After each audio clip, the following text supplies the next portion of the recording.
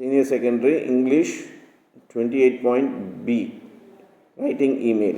28.1, what makes email different? Email வந்து எது தனித்தன்மையாக காட்டுது? Electronic communication is fundamentally different from paper-based communication because of its speed and broadcasting ability. இந்த electronic communication பார்த்திங்கனாக்கா பேசிக்காகவே மற்ற கம்யூனிகேஷனும் different. இந்த பேப்பரில் லெட்டர் எழுதுறது அந்த விஷயத்தோடு இது டிஃப்ரெண்ட்டு. ஏன்னா இது வந்து ஸ்பீடு சம்மந்தப்பட்டது, அதோட ப்ராட்காஸ்டிங் எபிலிட்டி இருக்குது. On paper, it is essential to make everything clear because your audience may not have a chance to ask for clarification. With email, the receiver can ask question immediately. Email thus tends to be loosely structured, like conversation. This has its advantage. You save time and effort. Why should you spend hours on correct spelling, perfect grammar, and appropriate words when the message is only to tell your colleague that you are ready to go to lunch? Of course, you must know when you can be careless and when you have a meticulous. So ஒரு பேப்பரில் நீங்கள் எழுதணும், ஒரு letter ஒருத்தவங்களுக்கு எழுதணுனாக்கா அது one side communication. பார்த்திங்கனாக்கா நீங்கள் full and ஃபுல்லாக அதில் டீட்டெயிலாக எழுதியிருக்கணும், கிளியராக எழுதியிருக்கணும், அவங்களுக்கு புரிஞ்ச மாதிரி எழுதியிருக்கணும். அதாட்ட அவங்களோட டவுட்ஸ் வந்து டக்குன்னு கேட்க முடியாது. இது பேப்பரில் நம்ம எழுதுகிற விஷயம். இதே இமெயிலில் பார்த்திங்கனாக்கா, இப்போ நான் உங்களுக்கு ஒரு மெயில் அனுப்புகிறேன், அந்த மெயில் நீங்கள் ரிசீவ் பண்ணுறீங்கனாக்கா அது உடனே உங்களுக்கு கிடச்சிருது. உங்களுக்கு ஏதாவது டவுட்னாக்கா நீங்கள் உடனே திருப்பி ரிப்ளை பண்ணலாம். ஸோ இந்த மாதிரி ஒரு கம்யூனிகேஷன் ஸ்பீடாக இருக்குது இந்த எலக்ட்ரானிக் கம்யூனிகேஷன் இமெயில். இது மட்டும் இல்லாமல் பார்த்திங்கன்னா இது ஒரு கான்வர்சேஷன் மாதிரி இருக்கும். டக்குன்னு நம்ம ரிப்ளை பண்ணுறதுனால ஒரு கான்வர்சேஷன் மாதிரி இருக்கும். அது ஒரு அட்வான்டேஜாக இருக்கும், நம்ம டைமும் எஃபர்ட்டும் மிச்சமாகிறதுக்கு. இந்த ஸ்பீடு, இந்த ஸ்பெல்லிங் ஸ்பீடு, அப்புறம் பர்ஃபெக்ட் கிராமர், இந்த அப்ராப்ரியேட் வேர்ட்ஸு, இதெல்லாம் பார்த்திங்கனாக்கா உங்களுக்கு நீங்கள் இப்போ உங்கள் கொலீக், உங்கள் கூட வேலை செய்கிற ஆளுங்க பேர் தான் கொலீக், அவங்களுக்கு அனுப்புகிறீங்க ready to go to lunch இப்படி அனுப்புகிறீங்க அப்படின்னாக்கா இதுக்கு பெருசாலாம் நீங்கள் யோசிக்க வேண்டிய அவசியம் கிடையாது. அது எலக்ட்ரானிக் மீடியாவில் வந்து ரொம்ப ஈஸியாகவே இருக்குது அப்படின்னு சொல்கிறாங்க. ஆனால் நீங்கள் ஒரு விஷயம் ஞாபகம் வச்சுக்கணும், இந்த எலக்ட்ரானிக் மீடியா இந்த இமெயிலில் பார்த்தீங்கன்னாக்கா இந்த இமெயிலில் நீங்கள் கேர்லெஸ்ஸாக இருக்க முடியாது. எந்த இடத்துல கரெக்டாக ப்ரொஃபஷ்னலாக நீங்கள் எழுதணுமோ அந்த இடத்துல மெயில் அனுப்பிச்சாகணும்னு சொல்கிறாங்க. Another difference between email and older media is that what the sender sees when composing a message might look like what the reader sees. With email, the software and hardware that you use for composing, sending, storing, downloading and reading may be completely different from what your correspondent uses. The visual quality of your message may be quite different by the time it gets to someone else's screen. Since these differences exist, it is necessary for you to tailor your message to this new medium.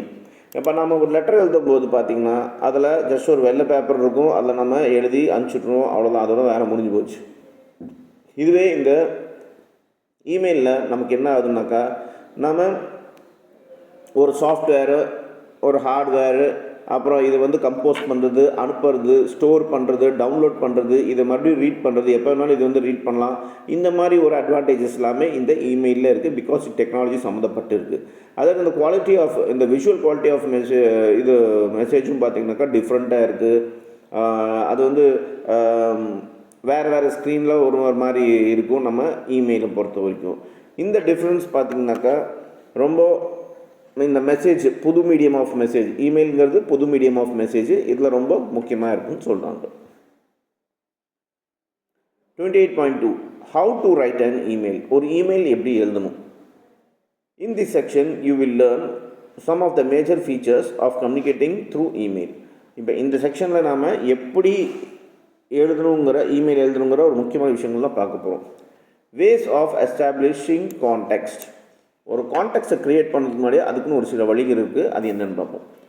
With email you cannot assume anything about a sender's location, time, state of mind and profession, interest or future value to you.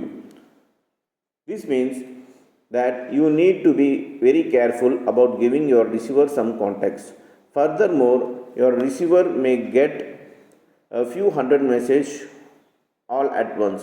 This section will give specific ways for establishing context so that your message becomes meaningful and receives attention. இப்போ நீங்கள் அனுப்புகிற நபர், நீங்கள் ஒருத்தவங்களுக்கு அனுப்புகிறீங்க, ப்ரொஃபஷனலாக அனுப்புகிறீங்கனாக்கா ஒரு email, அவங்களோட location, time, state of mind, அவங்க எப்படி எந்த மூடில் இருக்காங்க, அவங்க எந்த வேலையில் இருக்காங்க, அவங்க இன்ட்ரெஸ்ட் என்ன, அவங்களோட வேல்யூ, ஃப்யூச்சர் வேல்யூ என்ன, இதெல்லாமே பார்த்திங்கனாக்கா நம்ம யோசிக்க முடியாது. ஏன்னா அவங்க எந்த சுச்சுவேஷனில் வேணால் இருக்கலாம். இதுக்கு என்ன அர்த்தம்னா, நம்ம இமெயில் அனுப்பும்போது ரொம்ப ஜாக்கிரதையாக இருக்கணும். நம்ம ரிசீவர் அவங்கள எந்த கரெக்டாக நம்மளோட இமெயிலை படிக்க வைக்கிற அளவுக்கு நாம் பர்ஃபெக்டாக இருக்கணும், நம்ம இமெயில் கரெக்டாக இருக்கும் அப்படிங்கிறாங்க. ஏன்னா நம்ம அனுப்புகிறவர் பார்த்திங்கனாக்கா அவருக்கு ஒரு நாளைக்கு 100-1000 மெசேஜ் கூட இமெயில்ஸ் கூட வரலாம். அந்த 100-1000 மெசேஜில் நம்ம மெசேஜ் எப்படி படிப்பார் அவர்? ஏன்னா 10-11 நம்மளோட தான் இருக்கும். அது எப்படி படிக்க வைக்கணும்னாக்கா நம்மளோட கான்டெக்ஸ்ட்டும்பாங்க, அது கொஞ்சம் அவரை அட்டென்ஷன், நம்ம கான்டெக்ஸ்ட், நம்ம சப்ஜெக்டை பார்த்தோன்னே அவருக்கு ஒரு ஈர்ப்பு வர மாதிரி நம்ம அந்த கான்டெக்ஸ்ட் கம்போஸ் பண்ணியிருக்கணும்னு சொல்கிறாங்க. Useful subject lines. Useful subject லைன்னாக்கா தேவையான யூஸ் ஆகிற சப்ஜெக்ட் லைன்ஸை யூஸ் பண்ணணும். Subject line that relates clearly to the body of the email will help people mentally shift to the proper context before they read your message. The subject line should be brief and need to be a complete sentence. It should give a clue to the content for the message. இப்போ சப்ஜெக்ட்டுன்னு சொல்லிட்டு email பாக்ஸில் சப்ஜெக்ட்டுன்னு ஒன்று இருக்குது. நீங்கள் email அனுப்பிச்சிங்கன்னா தெரியும். To from யாருன்னா நம்ம email idea இருக்கும், டூனா நம்ம அனுப்புகிறவங்களோட இமெயில் ஐடியா இருக்கும். அது கீழே பார்த்தீங்கன்னாக்கா சிசி காப்பீஸ் வேறு யாராருக்கு அனுப்புனாக்கா அந்த இதெல்லாம் இருக்கும். அதோட சப்ஜெக்ட்டுன்னு ஒன்று இருக்கும். சப்ஜெக்டில் என்ன இருக்கும்னாக்கா நாம் எதை விஷயத்தை பற்றி சொல்கிறோமோ அது ப்ரீஃப்னாக்கா சுருக்கமாக இருக்கணும். அதில் for example subject book order teacher training அப்படின்னு ஒரு சப்ஜெக்ட் கொடுத்துருக்காங்க. Dear Mr. Mishra, please send one copy of the following CUP titles by 26th March latest. So இதுதான் சப்ஜெக்ட். இந்த சப்ஜெக்டில் இப்போ பொதுவாக நம்ம படிக்கும்போது என்ன புரியுதுனாக்கா, யாரோ ஒருத்தவங்க புக் ஆர்டர் பண்ணியிருக்காங்க, ஏதோ டீச்சர் ட்ரைனிங்னு போட்டிருக்காங்க, அது கீழே யாரோ மிஸ்டர் மிஷ்ராக்கு அனுப்பிச்சிருக்காங்க இந்த மெயிலு. இதில் என்ன கேட்டிருக்காங்கனாக்கா சியூபி டைட்டில்ஸ்னு ஏதோ ஒரு காப்பி புக்ஸை கேட்டிருக்காங்க. அது எப்போனாக்கா 26 மார்ச்சுக்குள்ளே லேட்டஸ்ட் காப்பி அனுப்ப சொல்லியிருக்காங்க. இதெல்லாம் என்னென்னு நம்ம டீட்டெயிலாக பார்ப்போம். Here the subject line summarize the most important details of the message. If your message is in response to another piece of email, prefers the subject line with RE or R capital E for regarding. இப்போ இந்த சப்ஜெக்டில் நீங்கள் பார்த்தீங்கன்னாக்கா இது உங்களுக்கு பெருசாக சொல்ல வேண்டிய விஷயத்தை சுருக்கமாக சொல்லியிருக்கீங்க, முக்கியமான விஷயத்தை மட்டும் சொல்லியிருக்கீங்க. அது பார்த்தோம்னா அவருக்கு என்ன விஷயம்னு புரிஞ்சிருது. இது புரியறதுக்கு முன்னாடி இது டைப் பண்ணும்போது ஆர்இங்கிற ஒரு விஷயம் அங்கே இமெயிலில் கண்டிப்பாக சப்ஜெக்ட் லைனில் நம்ம போடணும். ஆர்இனா ரிகார்ட்னா எதை பற்றி சொல்ல வரோம் அப்படின்ட்டு அர்த்தம். அதை கீழே போட்டிருக்காங்க பாருங்கள். சப்ஜெக்ட்னு போட்டு RE, அது கேபிட்டலாக கூட இருக்கலாம், கேபிட்டல் ஆர் போட்டு ஸ்மால் ஈயாக கூட இருக்கலாம், இல்லை ரெண்டுமே கேபிட்டல் ஆர் கேபிட்டல் ஈயாக இருக்கலாம். அப்புறம் அப்போஸ்ட்ரோஃபி மார்க், புக் ஆர்டர், அப்புறம் ஒரு ஹைஃபன், டீச்சர் ட்ரைனிங். அப்படின்னா இப்போ நான் புரிஞ்சுக்கிறது என்னன்னாக்கா டீச்சர் ட்ரைனிங்க்கு புக் ஆர்டர் பண்ணியிருக்காங்க, அர்ஜெண்ட்டாக வேணும் அப்படின்னு கேட்குற மாதிரி எனக்கு தோணுது. என்னென்னு பார்ப்போம். When you know the person gets a lot of mail and you want him or her to act on your message without delay, இந்த சப்ஜெக்ட் ஏன் எழுதணுன்னாக்கா இப்போ உங்களுக்கு தெரியுது நீங்கள் அனுப்புகிற ஆளுக்கு ஒரு நாளைக்கு நிறைய ஆர்டர்ஸ் வரலாம், நிறைய கம்யூனிகேஷன் இமெயில்ஸ் வரலாம். அப்படி இருக்கும்போது உங்களோட இமெயிலை டக்குன்னு பார்க்கணும் அப்படின்னாக்கா, லேட் இல்லாமல் பார்க்கணும் அப்படின்னா நீங்கள் என்ன பண்ணணுன்னா முன்னாடி சப்ஜெக்டுன்னு போட்டு அங்கே அர்ஜென்ட் கேபிட்டல் லெட்டரில் எப்பயுமே இங்கிலீஷில் எழுதணுனாக்கா அதுக்கு 2 விஷயம் இருக்குது. அவசரம்னு அர்த்தம். ஸோ எல்லா இடத்துலையும் கேபிட்டல் லெட்டர்ஸ் யூஸ் பண்ணாதீங்க. ஒன்று அவசரம்னு அர்த்தம், இன்னொன்று கோபமாக இருக்கிறீங்கன்னு அர்த்தம். இப்போ ஃபார் எக்ஸாம்பிள் நான் வந்து HELLO அப்படிங்கிற விஷயம், ஹெலோங்கிற விஷயத்த வந்து ஹெச் கேபிட்டல் லெட்டர்லேயும் ELLOங்கிறது சாதாரண ஸ்மால் லெட்டர்ஸ்னு எழுதுனாக்கா நான் கேஷுவலாக உங்கள்கிட்ட ஹெலோன்னு கேட்குறேன்னு அர்த்தம். அது நம்ம சோஷியல் மீடியாவில் டைப் பண்ணாலும் சரி, அதுதான் அர்த்தம். அதே HELLOங்கிறது நான் வந்து கேபிட்டல் லெட்டரில் எழுதுனாக்கா உங்கள் மேலே கோபமாக இருக்குன்னு அர்த்தம், அப்படி இல்லைனாக்கா அது அர்ஜென்ட்டுன்னு அர்த்தம். ஸோ இதெல்லாமே இந்த விஷயத்தை எல்லாத்தையும் புரிஞ்சுக்கணும். ஏதோ நமக்கு தெரியும்னு சொல்லிட்டு நம்ம சோஷியல் மீடியாவில் எல்லோரும் பண்ணாமல் டக்கு டக்குன்னுலாம் மெயில் அனுப்பக்கூடாது. எல்லாத்துக்கும் ஒரு ப்ரொசீஜர் இருக்குது. மெயிலுன்ட்டில் சேட்லேயே ப்ரொசீஜர்ஸ் இருக்குது. ஓகே, ஸோ அர்ஜென்ட் அப்படின்னு போட்டு புக் ஆர்டர் டீச்சர் ட்ரைனிங்னு போட்டாக்கா இந்த மெசேஜை வந்து அவர் டக்குன்னு பார்ப்பார். ஏன்னா அதில் அர்ஜென்ட்டுன்ட்டு கேபிட்டல் லெட்டரில் வேறு இருக்குது, அப்புறம் ரொம்ப அர்ஜென்ட்டுன்னு அர்த்தம். If you are offering non-urgent information that requires no response from the other person, prefacing the subject line with FY1 for your information is not a bad idea. as in இப்போ உங்களோட message வந்து ரொம்ப urgent கிடையாது, அதாவது ரொம்ப அர்ஜென்ட்டில் அது பார்த்து எப்போ வேணாலும் பார்க்கணும், நம்ம அனுப்புகிறாலும் எப்போ வேணாலும் பார்க்கலாம் அப்படின்னாக்கா FYIன்னு போடணும். FYIனாக்கா ஃபார் யோர் இன்ஃபார்மேஷன் அப்படின்னு போட்டு நம்ம அனுப்பணும். கீழே சப்ஜெக்டில் கொடுக்குற மாதிரி சப்ஜெக்ட் FYI கேப்ஸில் போட்டு apostrophe passes for the wild duck 21 passes for the 18th 3 p.m. show are the reception desk, first come first reserve. So இந்த மாதிரி நீங்கள் சப்ஜெக்டில் எழுதி அனுப்பலாம். இதில் என்ன புரியுதுனாக்கா, ஏதோ ஒரு ப்ரோக்ராம் நடக்குது, ஒரு ஷோ நடக்க போகுது 18th அன்னைக்கு 3 மணிக்கு. அதில் பார்த்தீங்கன்னாக்கா 21 பாஸ்னால் டிக்கெட்டு அப்படியா இருக்கலாம். அது வந்து ரிசப்ஷனில் நம்ம வாங்கிக்கணும், ஃபஸ்ட்டாக வரவங்களுக்கு அது கிடைக்குங்கிற மாதிரி ஷார்ட்டாக போட்டிருக்க மாதிரி நான் நினைக்கிறேன். என்னென்னு பார்ப்போம். Do not use information for your subject line. Instead, ask clearly for the specific piece of information you need. எப்பயுமே பார்த்தீங்கன்னாக்கா இன்ஃபார்மேஷனை சப்ஜெக்ட் லைனில் யூஸ் பண்ணாதீங்க. அதுக்காட்டும் நமக்கு என்ன இன்ஃபர்மேஷன் வேணுமோ அதுதான் நாம் ஸ்பெசிஃபை பண்ணணும் சப்ஜெக்ட் லைனில். Next, coating reference. If you are referring to previous email, you should explicitly quote that the document to provide context instead of sending email that says. இப்போ நீங்கள் ஒரு மெசேஜ், இப்போ உங்களுக்கு ஒரு மெசேஜ் வந்திருக்கு ஒருத்தங்கிட்ட இருந்து, அந்த மெசேஜ்க்கு வந்து நீங்கள் ரிப்ளை பண்ணுறீங்க, அதாவது ப்ரீவியஸ் இமெயில் ஐடிக்கு ரிப்ளை பண்ணுறீங்கனாக்கா அது நீங்கள் கோட் பண்ணணும். கோட்னாக்கா அது வந்து நீங்கள் அங்கே அவருக்கு வந்து சொல்லணும். அது எப்படின்னா our passes for 18th 3 p.m. shows gone. So இப்போ இது முன்னாடி மேலே நம்ம சொன்ன அந்த சப்ஜெக்டோட அடுத்த ரிப்ளை மெசேஜ் தான் இது. மேலே என்ன சொல்கிறாங்கனாக்கா 21 passes ஃபார் 18th 3 p.m. அப்படின்னு வருது. அதுக்கு வந்து இவங்க டக்குன்னு மெயில் அனுப்புகிறாங்க, திருப்பி அனுப்புகிறாங்க. அன்றைக்கி 18th 3 p.m.க்கு ஷோக்கு பாஸ் இருக்கா இல்லை தீர்ந்துருச்சா அப்படின்ட்டு. You can make your email specific by beginning with the subject line.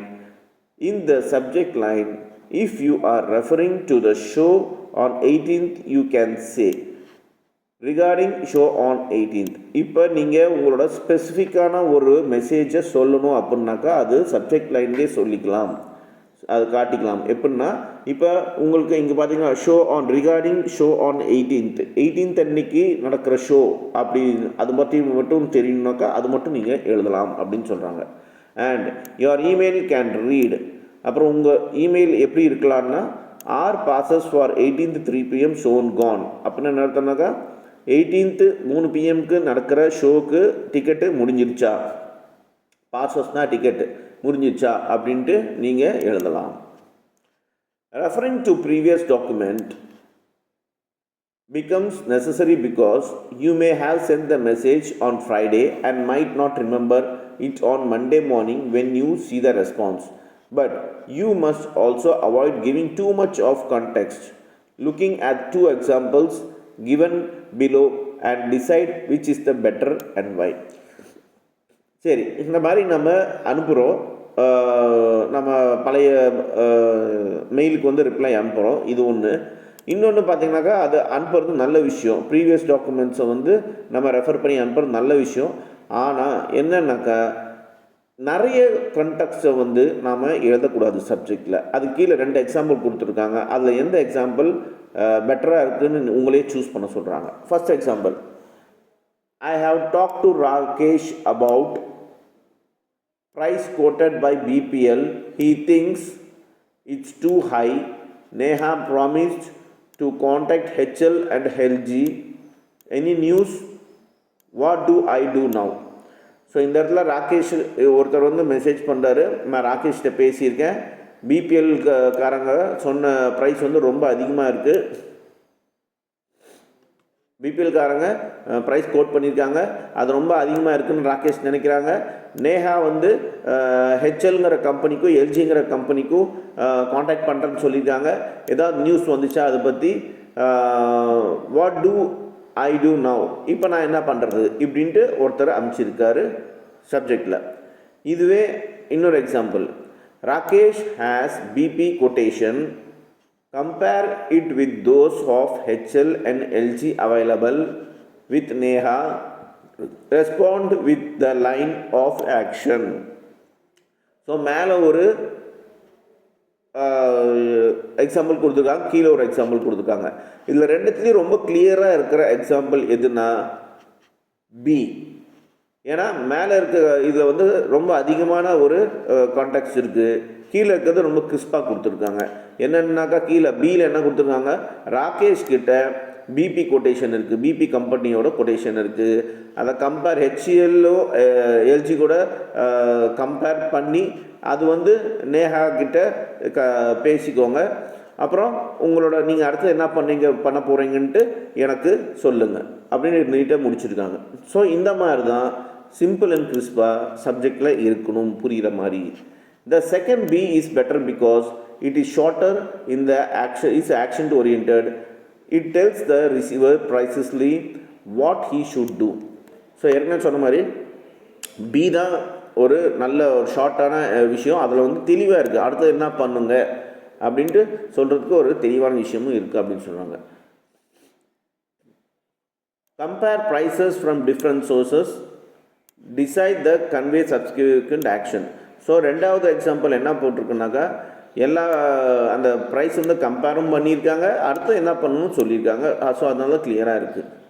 You must remember that the greater than sing இல்லை சைன், அங்கே ஸ்பெல்லிங் மிஸ்டேக் பண்ணியிருக்காங்க, SIGN வரணும். You must remember that greater than sign appears only when you are forwarding a mail or replying to a mail without going through the process of composing a reply afresh. The sign greater than appears only at the recipient end. இப்போ இந்த மாதிரி sign, இது greater than sign, இதெல்லாம் பார்த்தீங்கன்னாக்கா யாருக்கு இது தெரிய வரும்னா ரிசிப்டன்ட், யார் இந்த மெசேஜை ரிசீவ் பண்ணுறாங்களோ அவங்களுக்கு தான் இந்த சிம்பிள் தெரியுமே தவிர அனுப்புகிறவங்களுக்கு இது தெரியாது. இது ஃபார்வர்ட் பண்ணும்போது இந்த சிம்பிள் வந்து அப்பியர் ஆகும். அதுக்கு என்ன அர்த்தம்னாக்கா இது ஒரு ஃபார்வர்ட் மெசேஜ்க்கு உண்டான இது ரிப்ளைன்னு அர்த்தம். Second, page layout. Words on a computer screen look different from the words on a paper, and usually people find it difficult to read things on a screen than on paper.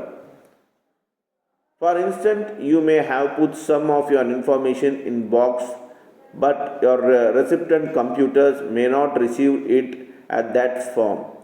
This means that good email page layout is different from good paper document page layout.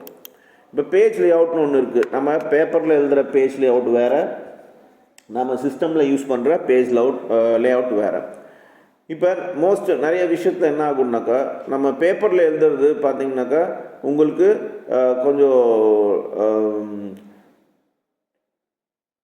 அதாவது பேப்பரில் இருக்கிறது உங்களுக்கு கொஞ்சம் ஈஸியாக இருக்கும் படிக்கிறதுக்கு. But computer ஸ்க்ரீனில் இருக்கிறது பார்த்திங்கனாக்கா உங்களுக்கு கொஞ்சம் கஷ்டமாக இருக்க வாய்ப்பு இருக்குது. ஏன்னா நாம் பேப்பரில் ஒரு லேஅவுட்டில் போட்டு அனுப்பிச்சிருப்போம் இமெயிலு நம்ம அனுப்புகிறவங்களுக்கு.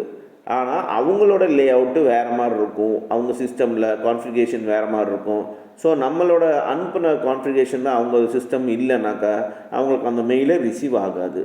ஸோ இதெல்லாம் பிரச்சனை இந்த பேஜ் லேஅவுட்டில் இருக்குது. தென் ஷார்ட்டர் பேராகிராஃப் டி. Frequently email messages will be read in a document window with scroll bars. It is difficult to read a very long paragraph because half of it will be outside the screen.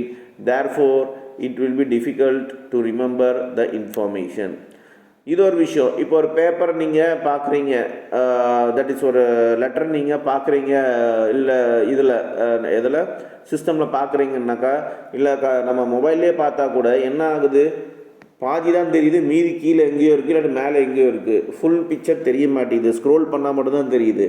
ஆனால் இதே பேப்பராக இருக்கும்போது full paper நம்ம கையில் இருக்கும், அதாவது full message நம்ம கையில் இருக்கும், மேலேருந்து கீழே A to Z நம்மளால் ஒரே டைமில் பார்க்க முடியும் அப்படின்னு சொல்கிறாங்க. இதனால் என்ன ஆகுதுனாக்கா ஷார்ட்டர் பேராகிராஃபாக தான் நம்மளால் பார்த்துக்க முடியும் அப்படிங்கிறாங்க. Line length. Most softwares that read mail do not automatically wrap, either adjust what words go on what line. It means that if there is a mismatch between your softwares and your correspondence in how they wrap lines, your correspondent may end up with a message that does not look good, especially in a formal business communication. இதே தான் மறுபடியும் உங்கள் software வேறு, நீங்கள் அனுப்புகிற இப்போ ஆளோட software வேறு, சிஸ்டம் சாஃப்ட்வேர் வேறு அப்படின்னா உங்களோட டோட்டல் ஃபார்மேட்டே அங்கே மிஸ்மேட்ச் ஆகிடும். ஸோ அது ஒரு நல்ல இமெயிலாக அவங்களுக்கு தெரியாது. If a line is longer than 76 character, any type include the space in character, it is split into 75th character. The lines end with an equal sign. Some email reading software can automatically reconstruct your message, but other may be completely change the alignment. You should try to keep your lines under 70 characters long. Why 70 and not at 76? Because you should have a little room for the indentation or quote marks. Your correspondents may want it if they need to quote piece of your message in their replies. Okay, ஒரு message அனுப்பும்போது ஒரு பேஜில் பார்த்தீங்கன்னாக்கா 76 character இருக்கக்கூடாது, நீங்கள் 70 கேரக்டரோட நிறுத்திக்கணும். ஏன்னாக்கா உங்களுக்கு சில டைம் என்ன ஆகும்னாக்கா உங்கள் சாஃப்ட்வேர் வேறு, உங்கள் இமெயில் ரிசீவ் பண்ணுற ஒரு சாஃப்ட்வேர் வேறையாக இருந்துச்சுன்னா இந்த 75th கட் ஆகிடும் உங்களோட மெசேஜ். அப்புறம் 76th கேரக்டர் பார்த்தீங்கன்னாக்கா அங்கே ஈக்குவேஷன்ஸாக இருக்கலாம், இல்லை ஈக்குவல்ஸ் டு மார்க்காக இருக்கலாம், ஈக்குவல் சைனாக இருக்கலாம், எதுனா இருக்கலாம். அது அவங்களுக்கு வேறு மாதிரி தெரியும். ஸோ அதனால் நீங்கள் எப்பயுமே 70 கேரக்டர்ஸோட ஒரு பேஜில் நீங்கள் வேர்ட்ஸை நிறுத்திட்டீங்கனாக்கா அது ஈஸியாக இருக்கும், அண்டர்ஸ்டாண்டிங்காக இருக்கும்னு சொல்கிறாங்க. Clear and precise prose. Keep everything short, keep your lines short, keep your paragraph short, and keep your message short. If your correspondents want most information, they can ask for it. Also note that some of your correspondents may have a limit to how disk space their email can use. If you are sending a report to many people, then you may need to put more details into the email so that you aren't flooded with the questions from everyone and recipient list. You should ask yourself carefully if all the people really need to be on list. The fewer the people there are on the recipient list, the shorter the message should be. Keep everything on one page. In most cases, this message means 25 lines text. So நீங்கள் உங்களோட message ரொம்ப clear and கட்டாக இருக்கணும், ரொம்ப ஷார்ட்டாக இருக்கணும், paragraph ஷார்ட்டாக இருக்கணும். ஏன்னாக்கா நீங்கள் சப்போஸ் ஒரு தங்களுக்கு மேலே நிறைய பேர்த்துக்கு அனுப்புகிறீங்க அந்த மெசேஜ்னாக்கா அப்போ அவங்களுக்கு புரியறதுக்கு ஈஸியாக இருக்கும். அவங்களோட கொஸ்டின்ஸ் நிறைய பேர் ஒவ்வொருத்தவங்களும் ஒரு கொஸ்டின் கேட்க முடியாத அளவுக்கு கிளியர் கட்டாக இருக்கணும் உங்களோட இது அப்படின்னு சொல்லுவாங்க. இமெயில்ஸ் நீட்டாக இருக்கணும்னு சொல்கிறாங்க. People usually use short forms when sending emails. Here are the few of them.